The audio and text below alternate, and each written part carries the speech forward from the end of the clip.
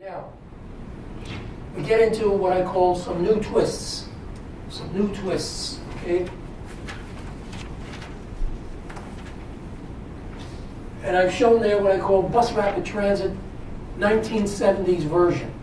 BRT. It was called Bus Rapid Transit then, but it wasn't like the Bus Rapid Transit in the 90s and now. Because we were calling putting a bus lane in Bus Rapid Transit. And in fact, it isn't completely, because you don't have full-time service, you don't have all the other attributes of what we now call Bus Rapid Transit, but it was a forerunner. So one of the first things like that, I can't beat around the bush, I did it. This is the Country Flow bus lane that was opened in December 1970 on the approach to the Lincoln Tunnel. And we stole a lane from the other direction because basically there were only 2 lanes, as now. In the morning, there were only 2 lanes coming of the 6 lanes in the 3 tubes that are coming towards New Jersey. And this roadway is 3 lanes, the roadway leaving the tunnel.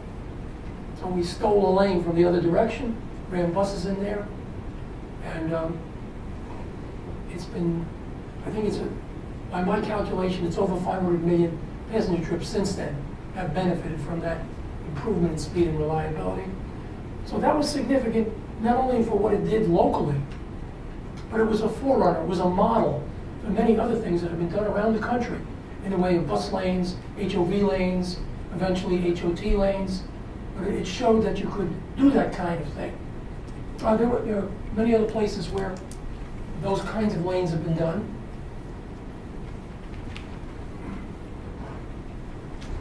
Then, for example, the year after that, there was a similar Country Flow lane put in on the approach, on the Long Expressway approach to the Midtown Tunnel.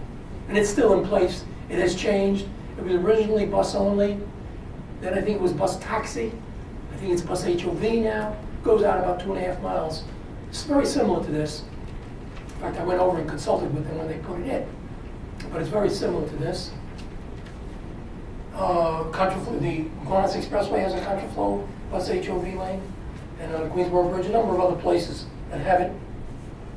And then we have, of course, electronic toll collection, Easy Pass, eventually from the 80s into the 90s and now. I think it's interesting to reflect, and I'm not sure, I've got to be sure of how current I am on this. The Triborough Authority, I believe on most of their facilities, still has gates at their toll lanes. I know they were talking about taking the gates away. Port Authority has no gates, Thruway Authority has no gates, and I think, am I correct that the Garden State Parkway has no gates, is that correct? That's right. They have no. Does the Turnpike have any? No. So basically the Triborough Authority, I think, was the only one that had gates. Now I came through the Henry Hudson Bridge yesterday, and there were no gates there, so maybe they're kind of awakening.